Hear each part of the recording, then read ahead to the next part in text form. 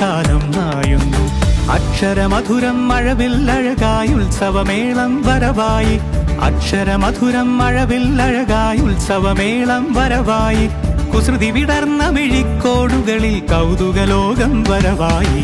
വിശ്വപ്രകൃതി പകർന്നൊരു വിസ്മയ വിദ്യകൾ വിത്തുകളായപ്പോൾ കേരള മണ്ണിൽ കതിരൊളി ചിന്നിയ കഥകൾ പലതും അറിഞ്ഞിടാം.